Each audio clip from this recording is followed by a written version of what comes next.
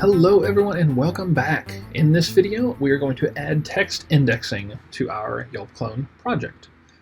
We're just going to basically set up a simple index that allows us to search on all of the text fields inside of our model. What this does is it basically indexes all of the text fields in our model. Now I know, yes, in the last video I said you shouldn't index things that you don't need to be indexing, but we're not Instagram. We're not going to have to spend weeks optimizing for performance. We just want them to work with our data set, which is going to be relatively small. Now, as I mentioned in the last video, if your app blows up and you start having millions of users and everything, pay somebody to index your database and do your database management. Pay somebody who does that for a living, and then you'll be good to go. So let's go ahead and open our comic model, comic.js.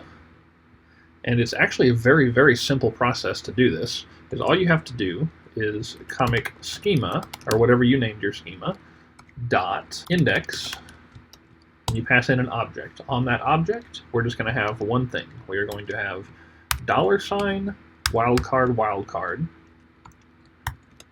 and then text. That's it. That's all there is to it.